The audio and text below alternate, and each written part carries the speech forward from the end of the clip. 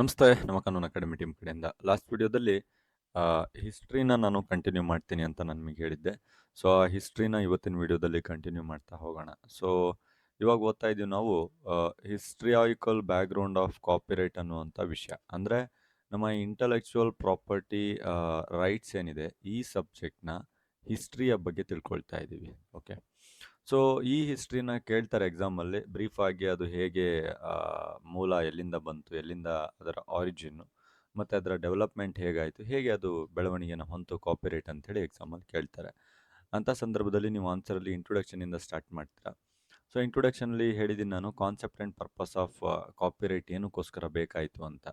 So copyright act actually ಏನಕ್ಕೆ ಬೇಕು ಅಂತಂದರೆ, ಒಂದು ಒಳ್ಳೆ ಎಕ್ಸ್ಕ್ಲೂಸಿವ್ ರೈಟ್ನ ಕೊಡಲಿಕ್ಕೆ. ಯಾರು ಅದನ್ನು ಕ್ರಿಯೇಟ್ ಮಾಡಿರ್ತಾರೆ, ನಿಜವಾದ ಒರಿಜಿನಲ್ ವರ್ಕ್ಸು, ಒರಿಜಿನಲ್ ನಿಜವಾದ ಒಂದು ಕೆಲಸನ ಯಾರು ಮಾಡಿರ್ತಾರೆ, ಅವರಿಗೆ ಒಂದು ರಕ್ಷಣೆನ ಕೊಡಬೇಕಾಗಿತ್ತು, ಕಾನೂನುಬದ್ಧವಾದಂಥ ಒಂದು ರಕ್ಷಣೆನ ಕೊಡಬೇಕಾಗಿತ್ತು.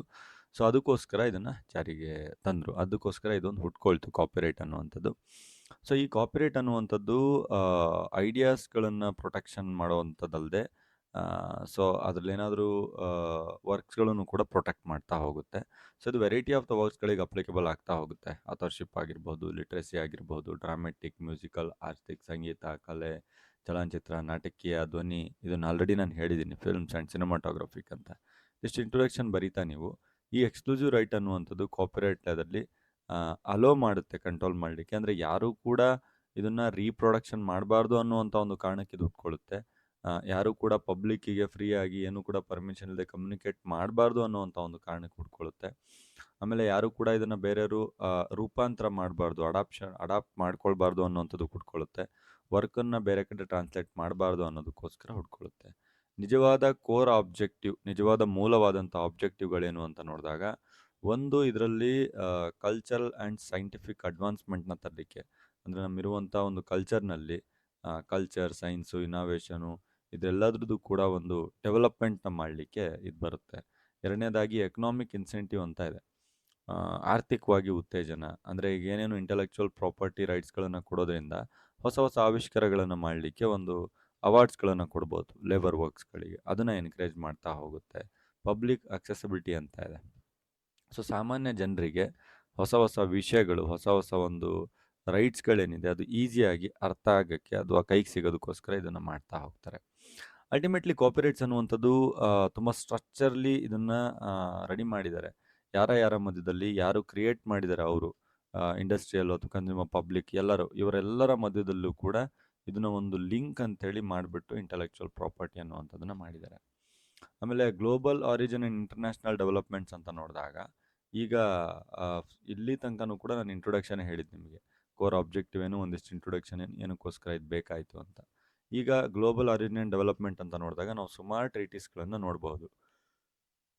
ಇಂಟರ್ನ್ಯಾಷನಲ್ ಲೆವೆಲಲ್ಲಿ ನಡೆದಂತಹ ಒಂದು ಬರ್ನೆ ಕನ್ವೆನ್ಷನ್ ಅಂತ ಕರಿತೀವಿ. ಇದು ಫಸ್ಟು 1886ಅಲ್ಲಿ, ಸುಮಾರು 150-200 ವರ್ಷಗಳ ಹಿಂದೆ.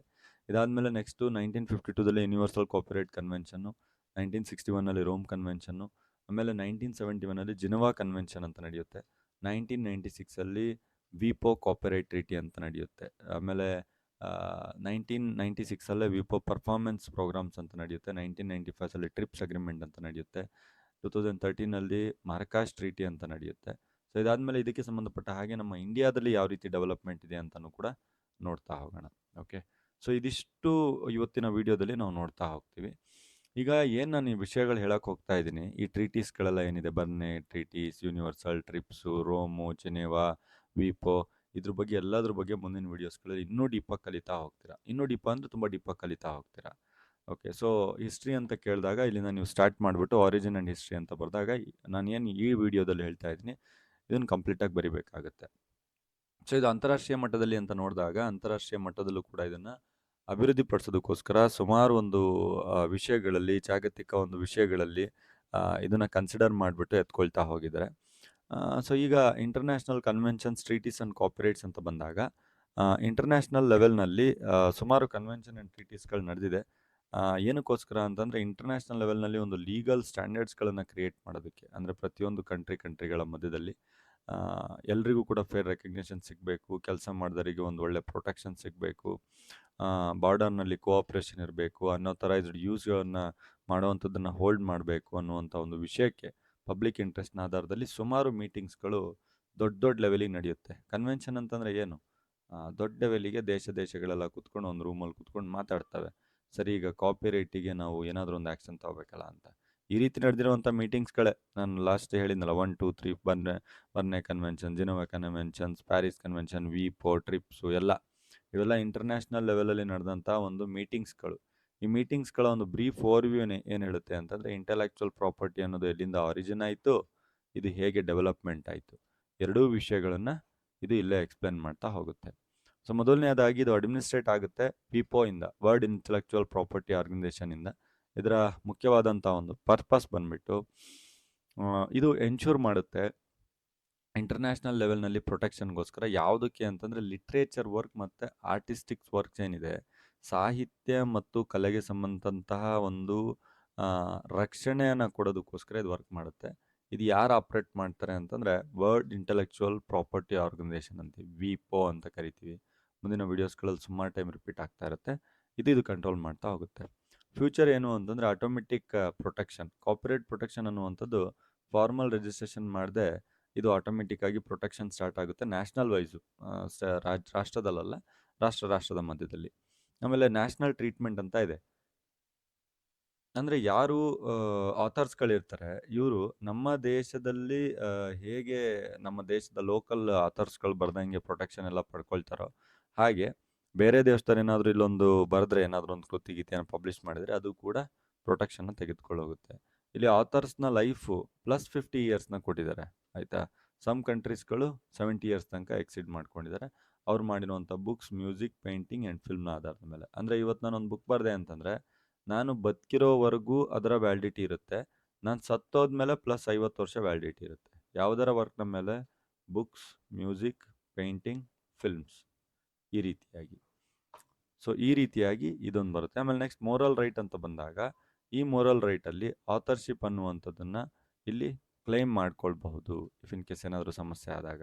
ಇದರ ಒಂದು ಇಂಪಾರ್ಟೆನ್ಸ್ ಅಂತ ಬಂದಾಗ, ಇದು ಹೊಸ ಒಂದು ಕಾನೂನನ್ನು ಸೃಷ್ಟಿ ಮಾಡಲಿಕ್ಕೆ ಒಂದು ಅಡಿಪಾಯನ ಹಾಕ್ಕೊಂಡಂಥ ಮೊದಲನೇ ಒಂದು ಕನ್ವೆನ್ಷನ್ ಇದು 1886 ನಡೆದಿರುವಂಥದ್ದು. ಆಮೇಲೆ ನೆಕ್ಸ್ಟ್ ಸುಮಾರು ಕನ್ವೆನ್ಷನ್ಸ್ಗಳು ನಡೀತಾ ಹೋಗುತ್ತೆ. ಯೂನಿವರ್ಸಲ್ ಕಾಪಿರೈಟ್ ಕನ್ವೆನ್ಷನ್ ಅಂತ ಇದೆ, UCC ಅಂತ, 1952ದಲ್ಲಿ ಬಂದಿದ್ದು. ಇದು ಯಾರು ನೋಡ್ಕೊಳ್ತಾರೆ ಅಂತಂದರೆ ಯುನೆಸ್ಕೋದವ್ರು ನೋಡ್ಕೊಳ್ತಾರೆ, ಆಡಳಿತ, administrative department. UNESCO full form ಬಂದ್ಬಿಟ್ಟು United Nations educational and scientific and cultural organisation ಅಂತ. ವಿಶ್ವಸಂಸ್ಥೆಯ ಶೈಕ್ಷಣಿಕ, ವೈಜ್ಞಾನಿಕ ಮತ್ತು ಸಾಂಸ್ಕೃತಿಕ ಸಂಸ್ಥೆ ಏನಿದೆ, ಸೊ ಇದು ಆಪ್ರೇಟ್ ಮಾಡುತ್ತೆ ಇದರಲ್ಲಿ. ಸೊ ಪರ್ಪಸ್ ಅಂತ ಬಂದಾಗ ಏನು ಒಂದು ಪರ್ಪಸ್ಸಿಗೋಸ್ಕರ ಬಂತು ಅಂತಂದರೆ, ಇದು provided on alternative for countries not A part of Berne convention, especially the USA. ಅಂದರೆ ಯಾವುದ್ಯಾವುದು ಮೇಲ್ಗಡೆ ನಾವು ಫಸ್ಟಿಗೆ ಓದಿದ್ವಲ್ಲ ಇಲ್ಲಿ ಬರ್ನೆ ಕನ್ವೆನ್ಷನ್ ಅಂತ. ಸೊ ಈ ಬರ್ನೆ ಕನ್ವೆನ್ಷನ್ನಲ್ಲಿ ಯಾವ ಕಂಟ್ರೀಸ್ಗಳು ಇರಲಿಲ್ವೋ ಆ ಕಂಟ್ರೀಸ್ಗಳು ಬಂದುಬಿಟ್ಟು ಈ ಯೂನಿವರ್ಸಲ್ ಕಾಪಿರೈಟ್ ಕನ್ವೆನ್ಷನಲ್ಲಿ ಆ್ಯಡ್ ಆಗುತ್ತೆ, ಸ್ಪೆಷಲಿ USA. ಇದರ ಒಂದು ಫ್ಯೂಚರ್ಸ್ ಏನಾದರೂ ಹೇಳಬೇಕು ಅಂದರೆ, ಚಿಹ್ನೆಗಳು ಅಂತ ಕರಿತೀವಿ, ಸಿಂಬಾಲ್ಸ್, ಅವುಗಳ ಒಂದು ಪ್ರೊಟೆಕ್ಷನಿಗೋಸ್ಕರ ಇದು ಮೇಜರಾಗಿ ವರ್ಕ್ ಮಾಡಿರುವಂಥದ್ದು. ಇದರ ಒಂದು ಪ್ರೊಟೆಕ್ಷನ್ ಮಾಡಿಬಿಟ್ಟು ಆಥರ್ಸು ಎಲ್ಲಿವರೆಗೂ ಬದುಕಿರ್ತಾನೆ ಅಲ್ಲಿವರೆಗೂ, ಆಮೇಲೆ ಅದರ ನಂತರದ 25 ವರ್ಷಗಳು ಇದು ಗ್ಲೋಬಲ್ ಕೋಆಪ್ರೇಷನ್ನ ಪ್ರಮೋಟ್ ಮಾಡ್ತಾ ಇದೆ ಅಂತ ಹೇಳ್ಬೋದು. ಸೊ UCC ಅಂತ ಬಂದಿದ ತಕ್ಷಣ ಸ್ಪೆಷಲಿ ಬರುವಂಥದ್ದು ಯಾವುದಕ್ಕೆ, ಸಿಂಬಲ್ಸ್ಗಳಿಗೆ. ಅಂದರೆ ಅದು ಏನಕ್ಕೋಸ್ಕರ ಬರುತ್ತೆ, ಏನಕ್ಕೋಸ್ಕರ ಬಂತು, ಯಾವ ಇಸ್ವಿಯಲ್ಲಿ ಬಂತು, ಯಾರು ಆಪ್ರೇಟ್ ಮಾಡ್ತಾ ಇದ್ದಾರೆ ಅಂತ ಫ್ಯೂಚರ್ಸ್ ಅಂತ ಗೊತ್ತಾದರೆ ಸಾಕು. ಇದರ ರಿಲೆವೆನ್ಸ್ ಏನಿದೆ ಅಂತಂದರೆ, ಇದೊಂದು ಗ್ಯಾಪ್ನ ಫುಲ್ಫಿಲ್ ಮಾಡ್ತು. ಕಾಪಿರೈಟ್ ಲಾ ಎಲ್ಲೆಲ್ಲಿ ಇರಲ್ಲ, ಬರ್ನೆ ಕನ್ವೆನ್ಷನ್ ಅಡಾಪ್ಷನ್ ಯಾರ್ಯಾರು ಮಾಡ್ಕೊಂಡಿಲ್ಲ ಆ ಗ್ಯಾಪ್ನ ಕೂಡ ಇದು ಫುಲ್ಫಿಲ್ ಮಾಡುತ್ತೆ. ನೆಕ್ಸ್ಟ್ ಬರುತ್ತೆ 1961ನಲ್ಲಿ ಮತ್ತೊಂದು ರೋಮ್ ಕನ್ವೆನ್ಷನ್ ಅಂತ, ರೋಮ್ನಲ್ಲಿ ಇದನ್ನು ಎಸ್ಟಾಬ್ಲಿಷ್ ಮಾಡ್ತಾರೆ. ಇದನ್ನು ಫುಲ್ ನೇಮ್ ಏನಾದರೂ ಹೇಳಬೇಕು ಅಂದರೆ, international convention for protection of performers, producers and phonograms broadcasting organisation ಅಂತ. ಸೊ ಇದನ್ನು ಕಂಟ್ರೋಲ್ ಮಾಡೋದು ಯಾರು ಅಂತಂದರೆ ವಿಪೋ ಕಂಟ್ರೋಲ್ ಮಾಡುತ್ತೆ, ಇಲ್ಲ ILO ಕಂಟ್ರೋಲ್ ಮಾಡುತ್ತೆ, ಇಲ್ಲ ಯುನೆಸ್ಕೋ ಕಂಟ್ರೋಲ್ ಮಾಡುತ್ತೆ. ಈ ರೀತಿಯಾಗಿ 3 ಡಿಪಾರ್ಟ್ಮೆಂಟ್ಗಳು ಸೇರಿಕೊಂಡು ಈ ರೋಮ್ ಕನ್ವೆನ್ಷನ್ನಲ್ಲಿರುವಂಥ ಪ್ರಾವಿಷನ್ಸ್ಗಳನ್ನು ಕಂಟ್ರೋಲ್ ಮಾಡ್ತಾ ಹೋಗುತ್ತೆ. ಇದರ ಮೇಯ್ನ್ ಒಂದು ಪರ್ಪಸ್ ಏನಿತ್ತು ಅಂದರೆ, ಈ ಪರ್ಫಾರ್ಮರ್ಸ್ಗಳ, ಪ್ರೊಡ್ಯೂಸರ್ಸ್ಗಳ, ಬ್ರಾಡ್ಕಾಸ್ಟರ್ಸ್ಗಳ, ಏನು ಮೀಡಿಯಾದಲ್ಲಿರ್ತಾರಲ್ವ ಅಂದರೆ ಡಿಜಿಟಲ್ನಲ್ಲಿ ಮೂವೀಸ್ ಗಿವೀಸ್ ಎಲ್ಲ ರಿಲೀಸ್ ಮಾಡ್ತಾರಲ್ಲ, ಸೊ ಇವ್ರನ್ನ ಪ್ರೊಟೆಕ್ಟ್ ಮಾಡುವಂಥದ್ದು ಮುಖ್ಯವಾದಂಥ ಒಂದು ಉದ್ದೇಶ ಆಗಿತ್ತು. ಸೊ ಇವ್ರನ್ನ ಪ್ರೊಟೆಕ್ಟ್ ಮಾಡ್ತಾ ಇರಬೇಕಾದ್ರೆ ಯಾರಾದರೂ ಎಗೇನೆಸ್ಟ್ ಆಗಿ ಅವರ ಪರ್ಫಾರ್ಮೆನ್ಸ್ನಲ್ಲಿ ಏನಾದರೂ ಸಮಸ್ಯೆ ಮಾಡಿದಾಗ ಅದನ್ನು ಪ್ರೊಟೆಕ್ಟ್ ಮಾಡೋದು ಪರ್ಫಾರ್ಮೆನ್ಸ್ ರೈಟ್.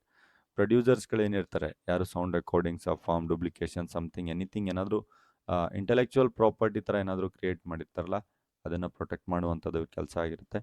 ಆಮೇಲೆ ಬ್ರಾಡ್ಕಾಸ್ಟರ್ ರೈಟ್ಸ್ಗಳಂತ ಇದೆ. ಸೊ ಈ ಬ್ರಾಡ್ಕಾಸ್ಟರ್ ರೈಟ್ಸ್ಗಳು ಅನ್ಅಥರೈಸ್ಡ್ ಬ್ರಾಡ್ಕಾಸ್ಟಿಂಗ್ ಯಾರಾದರೂ ಮಾಡ್ತಾ ಇರೋಂತಂದರೆ ಅದನ್ನು ಕಂಟ್ರೋಲ್ ಮಾಡುವಂಥದ್ದು ಅವಶ್ಯಕ. ಇದ್ರದ್ದು ಸಿಗ್ನಿಫಿಕೆನ್ಸ್ ಮಹತ್ವ ಅಂತ ಬಂದಾಗ ಇದು ಡಿಸ್ಸೆಮಿನೇಟಿಂಗ್ ಕ್ರಿಯೇಟಿವ್ ವರ್ಕ್ಸ್ಗಳೇನಿದೆ, ಸೊ ಪ್ರಸಾರದಲ್ಲಿರುವಂಥ ಒಂದು ಒಳ್ಳೆ ವರ್ಕ್ಸ್ಗಳೇನಿದೆ, ಸೊ ಅದನ್ನು ಪ್ರೊಟೆಕ್ಟ್ ಮಾಡುವಂಥದ್ದಲ್ಲಿ ಮೇಜರ್ ಕೈವಾಡ ಹೊಂದಿದೆ. ಅದ್ರ ನೆಕ್ಸ್ಟ್ ಬರುತ್ತೆ ಜಿನೆವಾ ಫೋನೋಗ್ರಾಮ್ಸ್ ಕನ್ವೆನ್ಷನ್ ಅಂತ.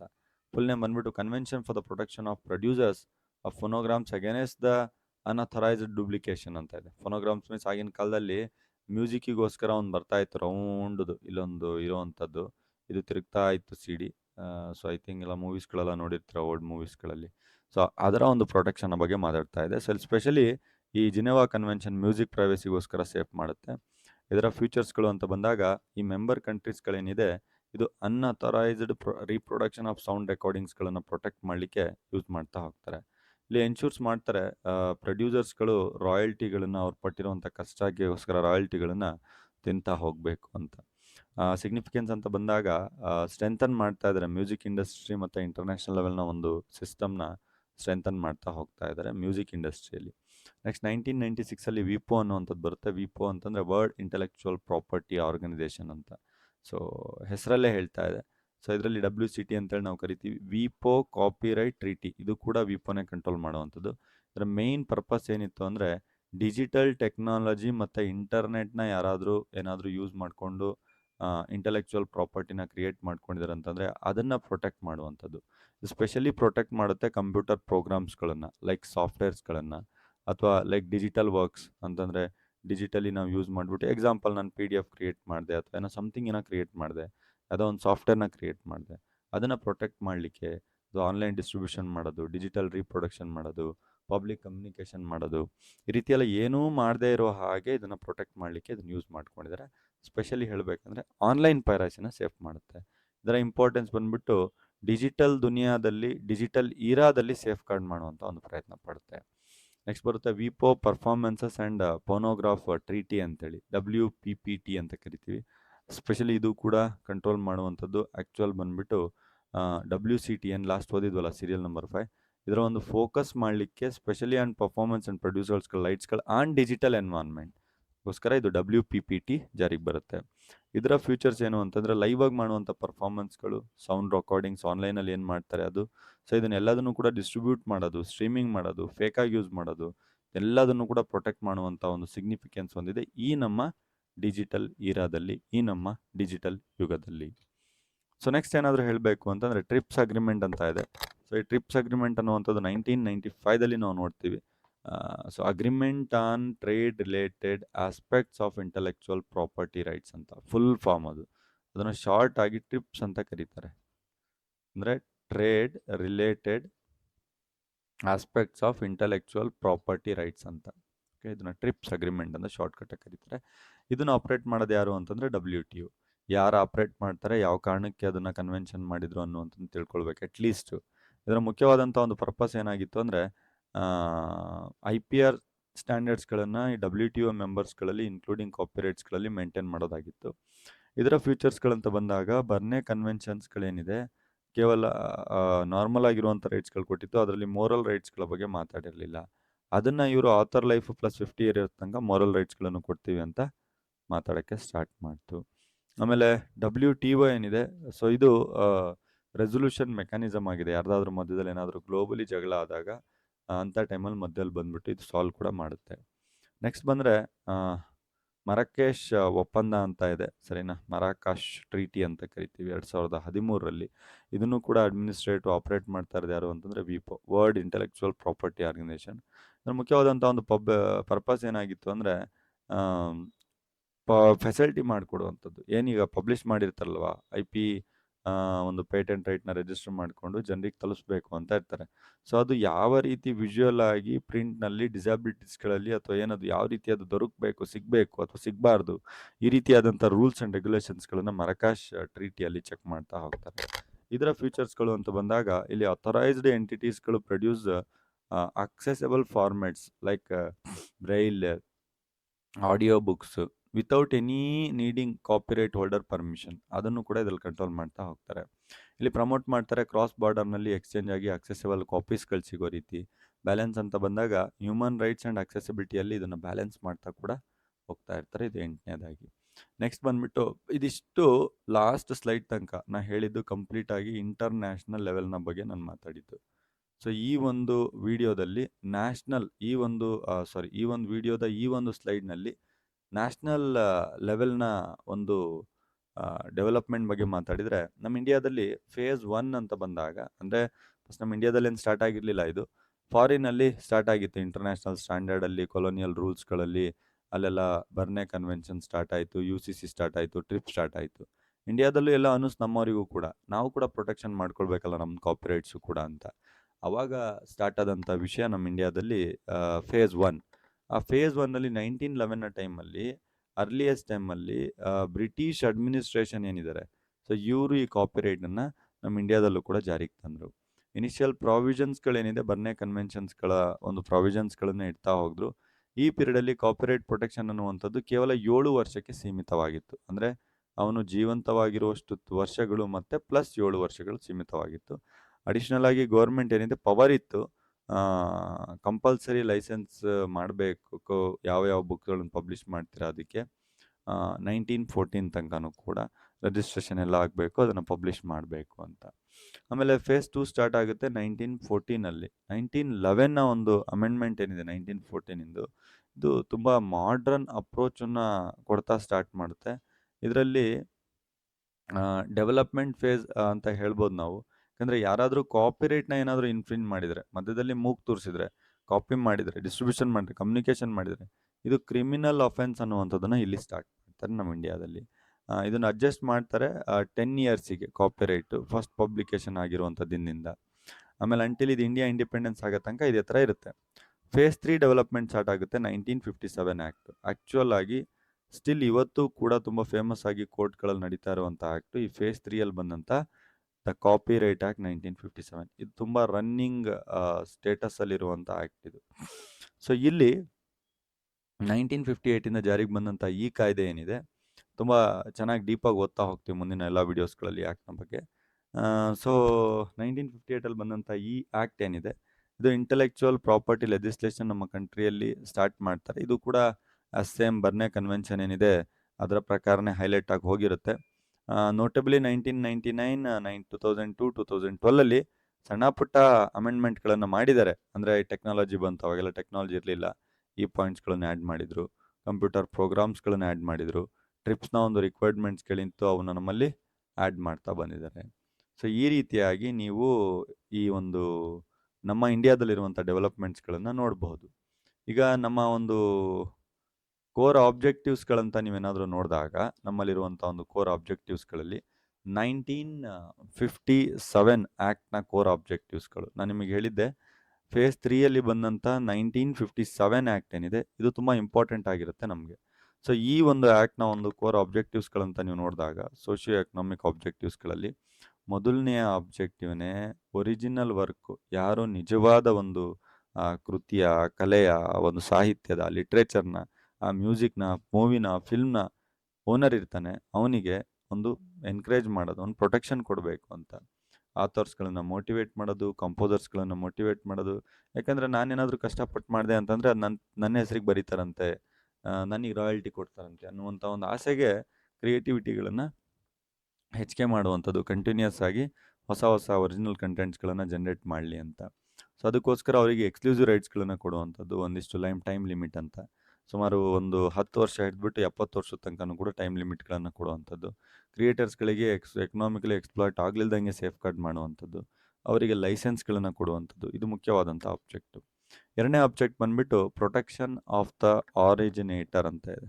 ಸೊ ಯಾರದನ್ನು ಹುಟ್ಟಾಕಿರ್ತಾನೆ, ಫಂಡಮೆಂಟಲ್ ಗೋಲ್ಸ್ಗಳ ಜೊತೆಗೆ ಯಾರದನ್ನು ಹುಟ್ಟಾಕಿರ್ತಾನೆ, ರೀಪ್ರೊಡಕ್ಷನ್ಗೆ, ಟ್ರಾನ್ಸ್ಲೇಷನ್ಗೆ, ಅಡಾಪ್ಷನ್ಗೆ and commercial exploitation and their ಮೆಟೀರಿಯಲ್ಸ್ಗಳಿಗೆ. ಸೊ ಅವುಗಳನ್ನು ಟೆಕ್ನಾಲಜಿಕಲಿ ಅನ್ಆಥರೈಸ್ಡ್ ರೀಪ್ರೊಡಕ್ಷನ್ ಮಾಡುವಂಥದ್ದು, ಚೀಪ್ ರ್ಯಾಂಪ್ಯಾಟ್ ಮಾಡುವಂಥದ್ದು, ಸಮ್ವೇರ್ ಎನಿಥಿಂಗ್ ಏನೇನು ಮೋಸ ಮಾಡ್ತಾರೆ ಅದನ್ನೆಲ್ಲದರಿಂದನೂ ಕೂಡ ಪ್ರೊಟೆಕ್ಷನ್ ಮಾಡುವಂಥದ್ದಾಗಿರುತ್ತೆ. ಈ ಇಂಡಿಯಾದಲ್ಲಿ ಇದನ್ನು ಇನ್ ಕೇಸ್ ಏನಾದರೂ ಮಾಡಿದರೆ ಸಿವಿಲ್ ಆ್ಯಂಡ್ ಕ್ರಿಮಿನಲ್ ಪ್ರೊಸೀಡಿಂಗ್ಸ್ಗಳು ಅವ್ರ ಮೇಲೆ ನಡೀತಾ ಹೋಗ್ತವೆ. ಸೊ ಪನಿಷ್ಮೆಂಟ್ ಅಂತ ಬಂದಾಗ ಫೈನ್ ಆದರೂ ಕೊಡ್ಬೋದು, ಇಂಪ್ರಿಸ್ಮೆಂಟ್ ಆದರೂ ಕೊಡ್ಬೋದು.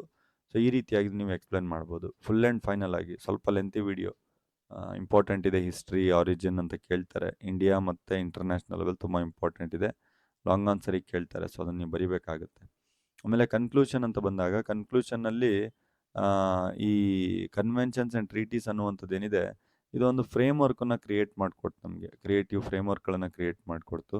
ಆಮೇಲೆ ಯೂಸರ್ಸ್ಗಳೇನಿದ್ದಾರೆ, ಸೊ ಅವರೆಲ್ಲ ಒಂದು ಎಫರ್ಟ್ಸ್ಗಳನ್ನು ಹಾಕಿಬಿಟ್ಟು ಕೊಡುವಂಥ ಒಂದು ಎಫರ್ಟ್ಸ್ಗಳನ್ನು ಹಾಕಿಬಿಟ್ಟು ಯಾರ್ಯಾರು ಇದನ್ನು ಸೃಷ್ಟಿ ಮಾಡ್ತಾರೆ, ಸೊ ಅವ್ರಿಗೆ ಓಡುವಂಥ ಒಂದು ವಿಷಯದಲ್ಲಿ ಒಂದು ಡಿಜಿಟಲ್ ಎನ್ವೈರ್ನ್ಮೆಂಟಲ್ಲೂ ಕೂಡ ಇದನ್ನು ಕೈ ಹಾಕಿ ಒಳ್ಳೆ ರೀತಿಯಲ್ಲಿ ಇದನ್ನು ಕಾನೂನುಗಳನ್ನು ಜಾರಿಗೆ ತರಲಾಗಿದೆ.